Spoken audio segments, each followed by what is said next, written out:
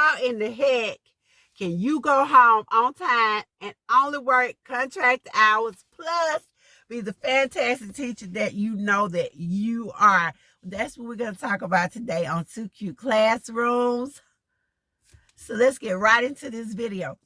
I have another video that talks about how to only work contracted hours, and I think it's pretty good. However, I was watching a reel on Instagram, and this lady had this was a joke, really. She had a little list, and she had all the hours it took her to do everything that she had to do. And so people started making comments about, well, you only do this, and how do you get time to do this, and how do you get time to do that? And I think it's easy for us to judge other people because we don't understand, or we're frustrated because it's taking us so much time.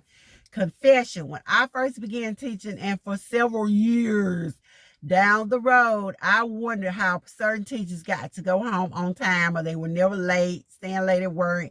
They never came early. Well, I didn't catch them coming early because, confession, I never came to work real early. I was usually on time or almost a little late. So, but anyway, I just couldn't understand it. And I watched them going to get in their car in the evenings, and they would beat people out till the bus was gone. As soon as time was up, they were gone. I'm like, what are they doing? How are they doing that? They're not being a good teacher. That's what I told myself, because I was having to stay there late. I was working nonstop. I would get up and work an hour before I went to work. I would go to work and work. I would work all evening when I got home. I would work on the weekends. I would work on the holidays. I would just work. I had very little time for myself. And if you have watched some of my other videos, you know I am a teacherpreneur, which means I also sell products on Teachers Pay Teachers. I run a blog. It's a new blog, so hey. And I do several other little things. And I was like, oh my goodness, I have a lot going on. So anyway, when you look at all of that, I couldn't quite understand why these people were going home so early. But I couldn't do those things at that time. I couldn't do them as much as I wanted because I was given so much time to work. And I'm going to be honest, I regret that now, because I look at my children. I look at my oldest one, and I feel so guilty because I'm like, I missed so much of his life, his young life, giving so much to my job, being a teacher, and not spending as much time as I should have with my own son. He's okay, and he doesn't seem to regret it. But I regret it, and I'm a confession, shameful confession. So I'm driving in the car, and me here was talking, and I was crying. I mean, I was literally crying. I was apologizing. I said, son, Damien, I'm so sorry that I missed so much of your life. I'm sorry about this. I'm sorry about that. He was like, Mama, what's the matter? I don't understand. He didn't understand, but I did. That there were so many moments that I missed because I was trying to give it all to the job. They say leave it all on the field. I was leaving it all on the field and not taking anything home to be for my family. And even now, there are times when I am tired when I go home, and I'm like, I'm exhausted. I need to rest. And so when you get to that point, it's time to make some choices. So that's what I'm going to talk about today. Some ways that you can only work contracted hours and still be an effective teacher. I'm not going to make this video very long because, like I said, I have another video talking about this. So I'm just going to get right to the point. First thing you need to do is batch those lesson plans. And I have other videos on batching lesson plans, so I will not get into that in this video. I will link those videos, but batch your lesson plans. My goodness, if at all possible, and it's usually possible, batch those plans. Next thing, shorten those assignments. You do not have to give long assignments. Shorten them. Keep only what's essential, and what's not necessary, throw it out. It may be cutesy. It may be nice. You may love it. But to keep your sanity and spend time with your family, throw it out. Just throw it out. Accept help. Accept or ask for help. Ask for help. Hire somebody if you need to. I am not ashamed. I have hired people to help me grade papers. I have hired people to help clean my house at times. I have hired people to come in and straighten up my room.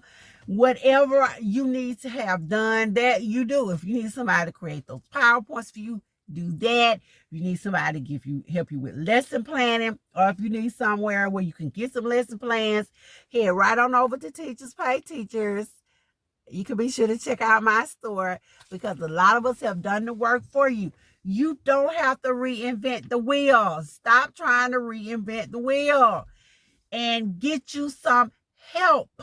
So as I stated, make sure that you have systems in place.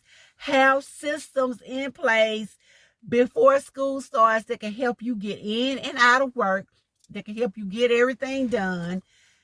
Get you some systems so you don't lose your mind and your health trying to be super teacher. Get some help. Put systems in place. Organize. Have everything organized so you can run smooth. Run smooth. Run smooth. Okay? Also, you don't have to grade everything. No, you don't. And I used to think I had to grade everything. I graded homework. I graded bell ringers. I graded exit tickets. I graded student work in the room. I graded essays. I graded portfolios. I graded. And then one day I was like, oh, you know what? I don't even have anywhere else to put these grades.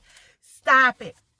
Make sure, okay, if you give homework and it's 15 questions in, hopefully you got to shorten those assignments.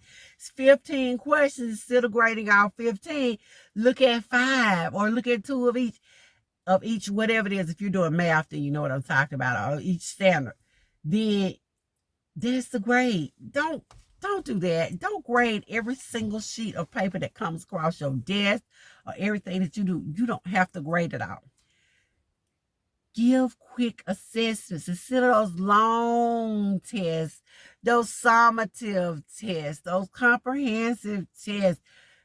Give something quick that you can do, walk by, glance at it, and be finished. I will tell you a joke, but this is true. At one time when I was teaching, this is before we had all of the electronic stuff, because I've been teaching for 20 years, I'll just be honest. And so what I used to do, I had my tests coded. So they would spell something. I had a formula going. So one of my tests spelled, because you can put all kinds of little letters in. Mine spelled, Mary had a little lamb. If they had it right, if you went down the row, it said Mary had a little lamb. So I could look at that paper in a glance and know if it was spelled right.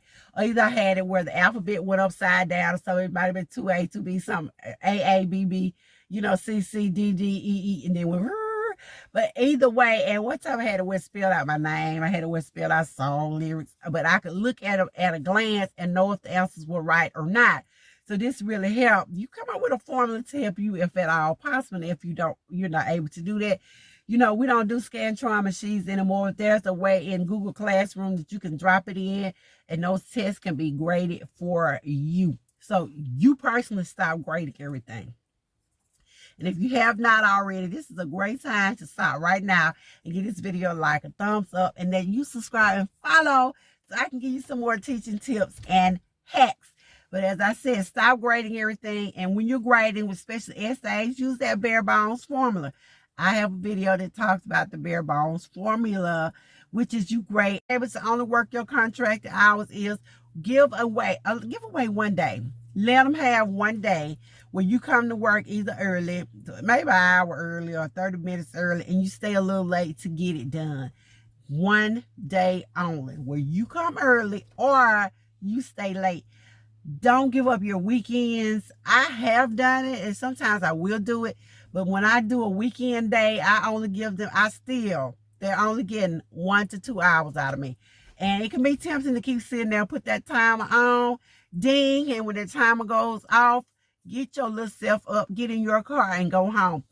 Your family and your health is important. I promise you, I had to learn this myself.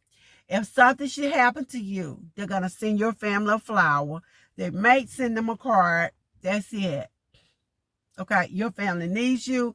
You need you. So make sure you don't spend too much time at their job, that you think about yourself some too. Have your students take more responsibility for their own learning. That means let them do some self-grading. Have them where they check each other's work.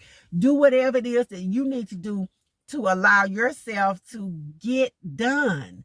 And stop trying to do everything. And if you can't get it done during the day, if you can't get it done after you've given up that 1 hour, then something is wrong. And you need to revamp or think of something different that you need to do. Go talk to your administration. See what they can do to help shorten some of that workload that you have. Lean on your teacher tribe. That's what we're here for. We're here for each other. Do that. So those are some of the ways in which you can make it so you could get home and only work contracted hours. Thank you guys so much for listening. This has been LaWanda Shields with 2Q Classrooms, talking about the ways in which we can keep from working beyond our contracted hours. See you guys in the next video.